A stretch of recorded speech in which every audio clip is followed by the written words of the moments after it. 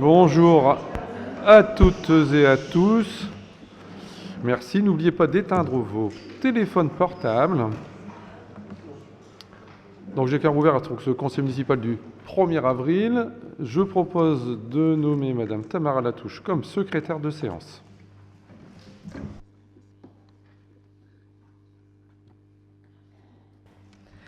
Bonjour à tous. Donc du coup, je vais faire l'appel. Pierre-Michel Bernard. Bernard Karine. Aldo Tettini. Dutrieux Isabelle. Célidonio Onotilio. Kenouf Nathalie. Levent Bruno. Valérie Potvin. Messager Patrick. Bafcoq Francine. Dupont Daniel. Belle-mère Fabienne. Delbove Nicole. Chic Bekta. Benguenou Amar.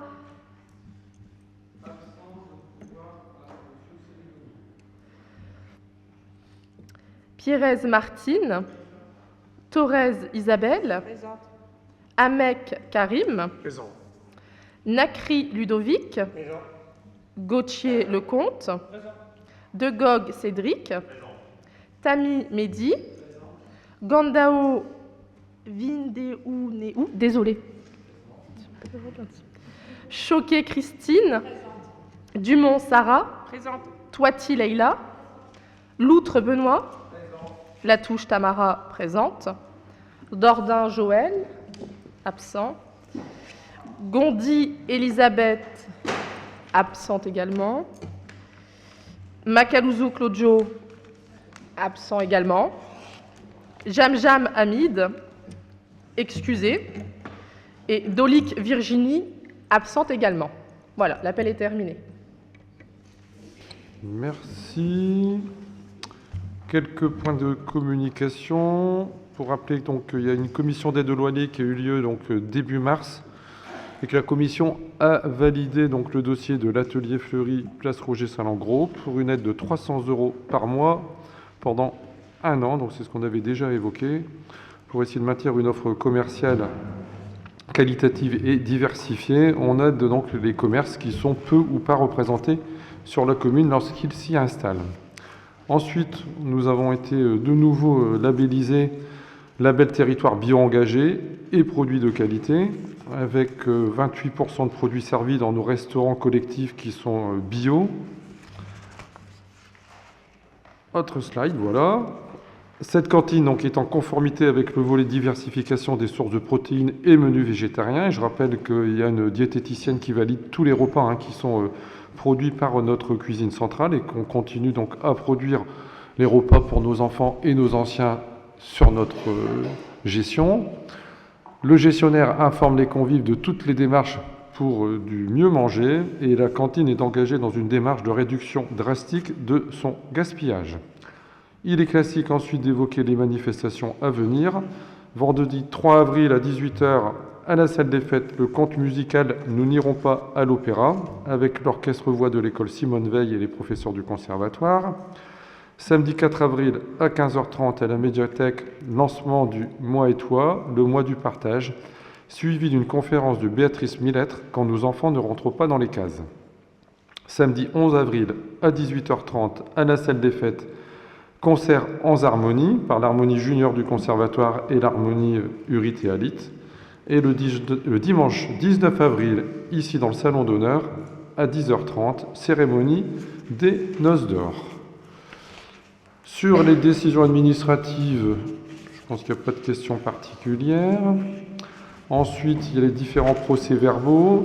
Il y a une petite modification sur le procès-verbal du 21 mars, où il faut changer le prénom de Madame Thorez. On l'a un petit peu débaptisé, on va remettre son bon prénom, c'est Isabelle, et pas Christine, comme c'était noté.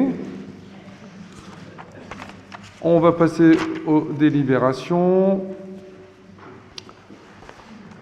Je voulais dire juste un petit mot, c'est vrai que ce conseil municipal était initialement pas prévu, puisqu'on doit avoir un débat d'orientation budgétaire qui doit être réalisé d'ici une dizaine de jours et voter le budget pour la fin avril. comme on le fait à chaque fois donc depuis que je suis élu, l'année des élections municipales, on ne vote pas le budget au mois de décembre pour justement laisser les élections, laisser les électeurs choisir. Et après, l'équipe qui est en place décide de ce qui est fait sur les 6 voire 7 années en cours. Donc j'ai demandé à ce qu'il y ait donc un conseil municipal spécifique aujourd'hui, notamment pour mettre en place les commissions. Les commissions sont là pour préparer les différentes délibérations. Et compte tenu qu'il y avait un conseil municipal important, puisque le rapport d'orientation budgétaire, c'est tout ce qui va se prévoir sur l'année en cours. Et on votera le budget 15 jours plus tard, même pas une dizaine de jours plus tard. Donc, dans un esprit démocratique, les commissions vont être aujourd'hui réparties. Je constate que notre opposition, de nouveau, ne respecte pas ses électeurs, puisqu'ils sont tous absents.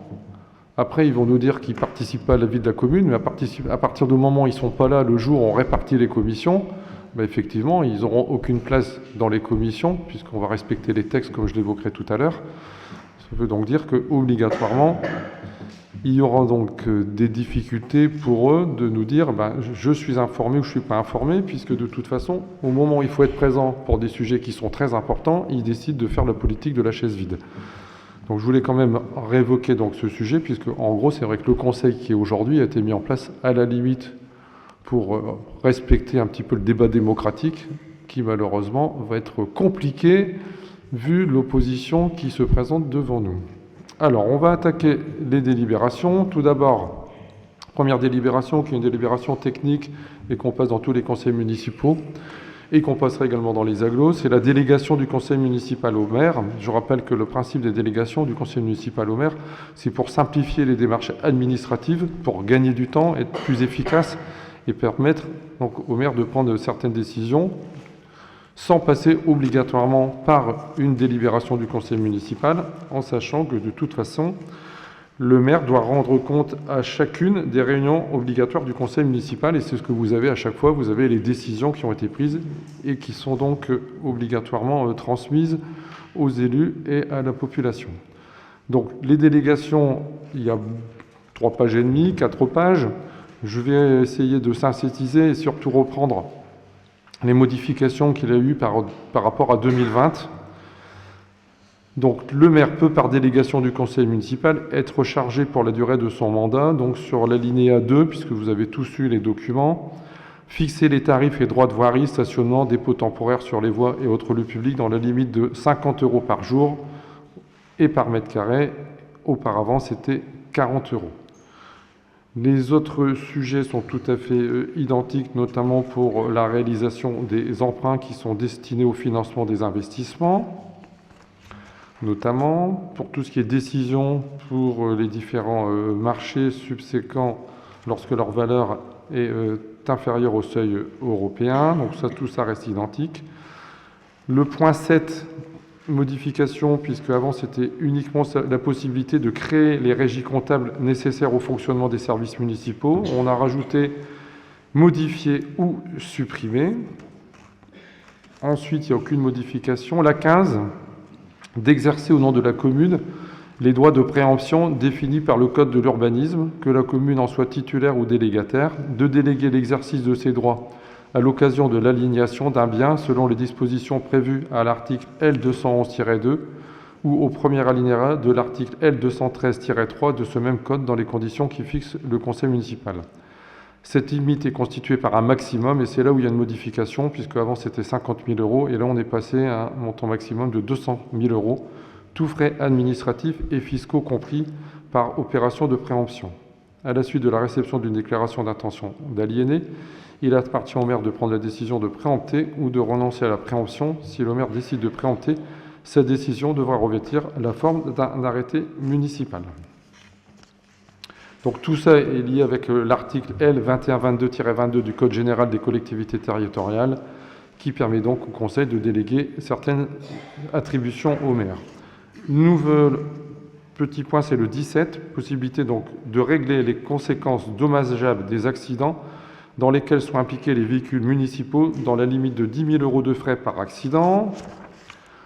Le 20e point, modification également suite à la mise en place du droit de préemption pour les cellules commerciales, donc d'exercer ou de déléguer en application de l'article L 214-1-1 du Code de l'urbanisme, au nom de la commune et de les conditions fixées par les délibérations du Conseil municipal du 10 mars 2025, le droit de préemption défini par l'article L 214-1 du même Code. On termine par 3 nouveautés. Le 25e point, d'exercer au nom de la commune le droit prévu au 1 de l'article 10 de la loi numéro 75-1351 du 31 décembre 1975 relative à la protection des occupants de locaux à usage d'habitation, d'admettre en non-valeur les titres de recettes ou certaines catégories d'entre eux présentés par le comptable public, chacun de ces titres correspondant à une créance irrecouvrable d'un montant inférieur à 100 €. Et le dernier point, c'est d'autoriser les mandats spéciaux que les membres du conseil municipal peuvent être amenés à exercer dans le cadre de leurs fonctions, ainsi que le remboursement des frais afférents prévus à l'article L 2123-18 du présent Code. Les délégations consenties en application du 3e alinéa du présent article prennent fin dès l'ouverture de la campagne électorale pour le renouvellement du conseil municipal. L'article L 2122-23 du Code général des collectivités territoriales précise que les décisions prises par le maire en vertu des dispositions de l'article L 2122-22 cité ci-dessus sont soumises aux mêmes règles que celles qui sont applicables aux délibérations des conseils municipaux portant les mêmes objets. Ce même article prévoit que le maire doit rendre compte à chacune des réunions obligatoires du conseil municipal. À cette fin, il sera adressé à chaque conseil, aux élus, un état des décisions prises dans le cadre de la délégation. Sur ces bases, il est donc demandé au conseil municipal d'accorder au maire les délégations reprises ci-dessus, prévues à l'article L 2122-22 du Code général des collectivités territoriales, telles que précisées ci-dessus. Bon, je vous avais prévenu, hein, c'était un peu technique, j'ai essayé de raccourcir. Y a-t-il des questions? S'il n'y a pas de questions, nous passons au vote. Qui vote contre? Abstention? Voté à l'unanimité. Donc la deuxième délibération qui concerne donc ce que j'évoquais tout à l'heure, l'élection des membres des 6 commissions municipales. Donc je rappelle qu'il y a 6 commissions municipales qui vont être proposées comme ça l'était en 2020.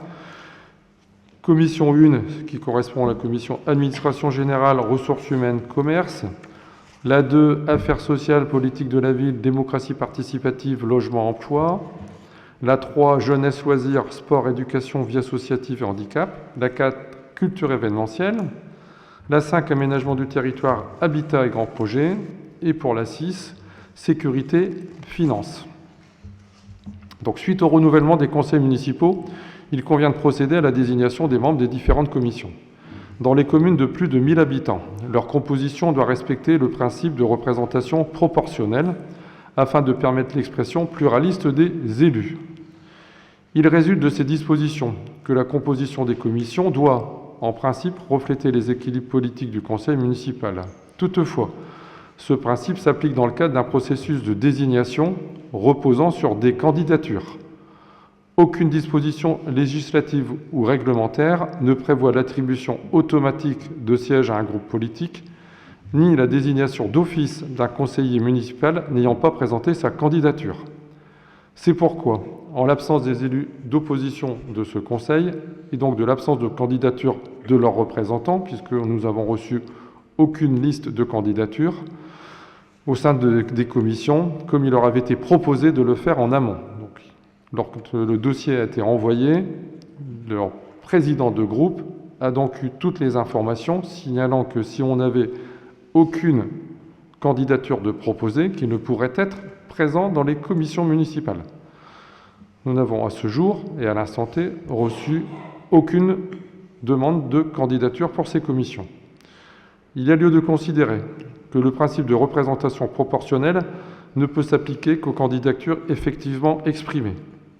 Le conseil municipal peut valablement procéder à la désignation des membres des commissions sur cette base.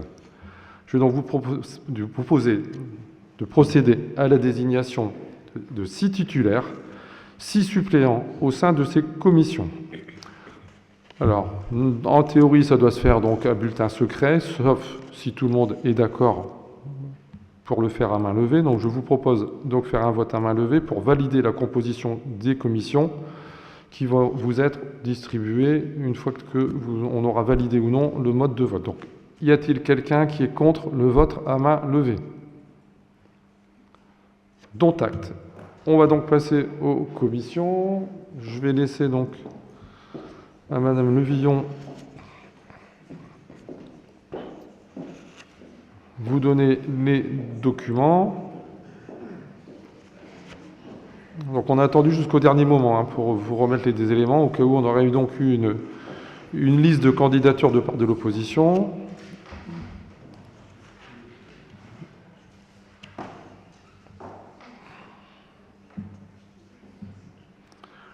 On procédera au vote commission par commission. On ne fait pas de vote global.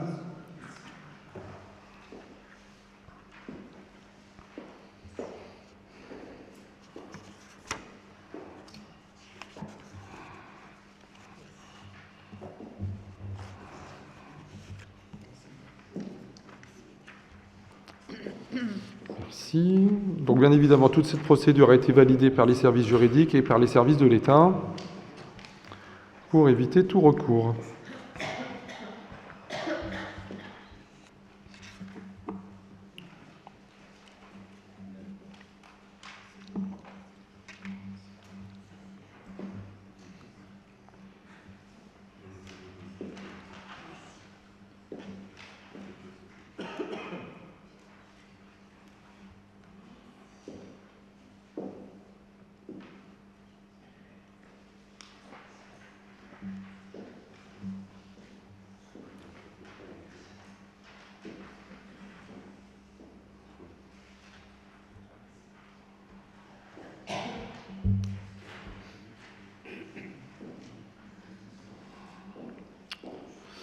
Donc, pour la commission 1, donc, administration générale, ressources humaines, commerce, en titulaire, sont proposés Madame Karine Bernard, Madame Valérie Potvin, Madame Fabienne Belmer, Madame Leila Touati, Monsieur Amar Benguenou, Monsieur Benoît Loutre.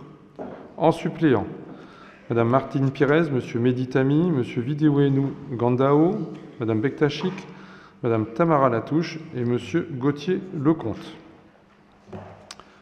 Il n'y a pas d'autres candidatures.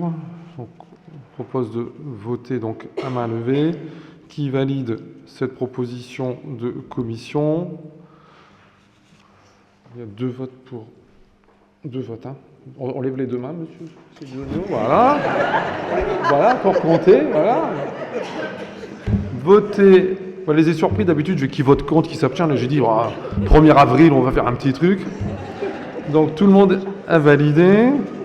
Pour la commission 2, Affaires sociales, politique de la ville, démocratie participative, logement, emploi, en titulaire sont proposés Monsieur Bruno Levent, Monsieur Onotilio Celidonio, Madame Fabienne Belmer, Madame Sarah Dumont, Madame Tamara Latouche et Madame Bektachik. En suppléant, Monsieur Patrick Messager, Monsieur Benoît Loutre, Madame Isabelle Thorez, Monsieur Ludovic Nacry, Monsieur Karim Amek et Madame Nicole Delbov. Même chose, il n'y a donc pas eu d'autres candidatures proposées. Qui vote contre? Abstention. Voté à l'unanimité. Commission 3. Jeunesse, loisirs, sport, éducation, vie associative et handicap. Titulaire, Madame Nathalie Quenouf, Madame Francine Bafkop, Madame Christine Choquet, Madame Nicole Delbov, Monsieur Mehdi Tami, Monsieur Ludovic Nacry. En suppléant, Monsieur Gauthier Lecomte, Madame Martine Pires, Madame Sarah Dumont, Monsieur Daniel Dupont, Monsieur Vidéouénou Gandao, Monsieur Bruno Levent. Même chose, pas d'autres listes. Qui vote contre? Abstention. Voté à l'unanimité. La commission 4, culture événementielle. En titulaire, Madame Karine Bernard, Monsieur Daniel Dupont, Madame Martine Pires, Madame Isabelle Thorez, Madame Leila Touati, Monsieur Karim Amek. En suppléant, Monsieur Gauthier Lecomte, Monsieur Onotilio Celidonio, Monsieur Mehdi Tami, Madame Valérie Potvin, Madame Bektachik, Madame Fabienne Belmer. Même chose, pas d'autres candidatures. Donc, qui vote contre? Abstention. Voté à l'unanimité. La 5e commission, aménagement du territoire, habitat grand projet. En titulaire, Monsieur Aldo Tettini, Madame Isabelle Dutrieux, Monsieur Amar Benguenou, Monsieur Cédric Degog, Monsieur Benoît Loutre, Madame Christine Choquet. En suppléant, M. Patrick Messager, Mme Francine Bavkop, Mme Tamara Latouche, M. Daniel Dupont, M. Bruno Levent et Mme Martine Pires. Même chose, pas d'autres candidatures. Qui vote contre? Abstention. Voté à l'unanimité. Sixième et dernière commission, Sécurité et Finances, en titulaire, M. Patrick Messager, M. Aldo Tettini, M. Cédric Degog, M. Gauthier Lecomte, M. Vidouénou Gandao, Mme Valérie Potvin. Suppléant, Mme Christine Choquet, Mme Isabelle Dutrieux, M. Ludovic Nacry, M. Karim Amek, M. Amar Benguedou et Mme Nathalie Quenouf. Même chose, pas d'autres propositions de candidature. Qui vote contre? Abstention. Voté à l'unanimité. Donc je rappelle que pour les commissions, pour qu'il y ait plus de transparence, tous les titulaires et tous les suppléants sont convoqués en commission. Et j'annonce que les titulaires et les suppléants de toutes ces commissions valident leur poste. Bon, pour moi, j'ai presque fini. Maintenant, on va passer sur deux autres délibérations qui concernent la fixation des indemnités des fonctions du maire et des adjoints. Et là, je vais donc laisser la parole à Madame Bernard.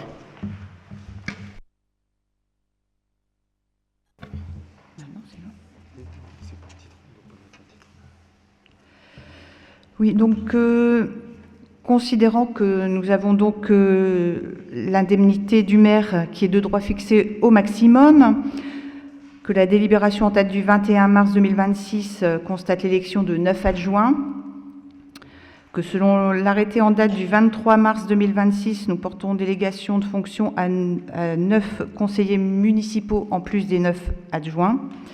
Nous devons donc répartir une enveloppe globale pour définir les indemnités de ces élus. Donc, compte tenu de la strate démographique de la ville, le taux maximum de l'indemnité d'un adjoint en pourcentage de l'indice brut terminal de l'échelle indiciaire de la fonction publique ne peut dépasser 28,60%. Le taux maximal de l'indemnité d'un conseiller municipal titulaire d'une délégation de fonction est pris dans l'enveloppe globale, maire et adjoint. Donc, je vous propose de déterminer, donc de fixer l'indemnité du maire de droit à 67,6% de l'indice brut terminal de l'échelle indiciaire de la fonction publique, de fixer les indemnités des adjoints ayant reçu délégation à 20,35% de l'indice brut terminal de l'échelle indiciaire de la fonction publique. Donc, l'enveloppe indemnitaire globale autorisée n'étant pas atteinte, je vous propose donc de verser des indemnités aux conseillers municipaux ayant reçu ou recevront une délégation à hauteur de 8,25%. Et donc, bien sûr, d'annexer conformément à l'article L.21-23-20-1 du CGCT le tableau récapitulant l'ensemble des indemnités de fonction allouées aux membres du conseil municipal et d'inscrire chaque année les crédits nécessaires au budget. Bien sûr, les indemnités de fonction seront automatiquement revalorisées en fonction de l'évolution de la valeur du point de l'indice et payées mensuellement. On va enchaîner, je pense, avec la quatrième délibération. On fera un vote commun puisque c'est également en rapport avec les indemnités de fonction. Donc, comme vous le savez, la commune d'Anzin est chef-lieu de canton. Et donc, en tant qu'élu d'une commune chef-lieu de canton, le maire et les adjoints peuvent bénéficier d'une majoration de leur indemnité de fonction au taux maximum de 15%. De plus, la ville d'Anzin est attributaire de la DSU au cours des 3 dernières années. Donc, le maire et les adjoints peuvent bénéficier d'une majoration qui permet de passer à une tranche supérieure avec une indemnité des communes de 20 000 à 49 999 habitants. Donc, sur ces bases, je vous propose de voter, donc de décider d'appliquer la majoration de 15% aux indemnités versées aux maires et aux 9 adjoints en leur qualité d'élus d'une commune chef-lieu de canton au titre du premier article de R.21-23-23 du CGCT et pareil de décider d'appliquer la majoration du fait de la DSU aux maires et aux 9 adjoints et d'annexer conformément à l'article donc le tableau récapitulant l'ensemble des indemnités de fonction allouées aux membres du conseil municipal, y compris les majorations appliquées. le tableau qui est sous vos yeux. Merci. Donc, a priori, il vaut mieux voter séparément les deux délibérations. Donc, la délibération numéro 3, fixation des indemnités de fonction du maire et des adjoints. Qui est contre? Abstention? Voté à l'unanimité. Et la 4e délibération portant sur la majorité des indemnisations en fonction du maire et des adjoints. Donc, vote séparé. Qui vote contre? Abstention? Voté à l'unanimité. Voilà. Merci. Je vais peut-être donner la date du prochain conseil. 13 avril. Donc, 13 avril, prochain conseil municipal, on va évoquer le rapport de dotation budgétaire, notamment, et faire aussi l'attribution des postes pour les collèges, les écoles et différents organismes qui nécessitent des élus. Et le 24, ce sera le vote du budget 2026. Voilà, conseil municipal qui a été rondement mené. Merci au public d'être venu aussi nombreux. Merci de votre présence. Je vous souhaite à tous une bonne soirée, une bonne fin de semaine et à bientôt.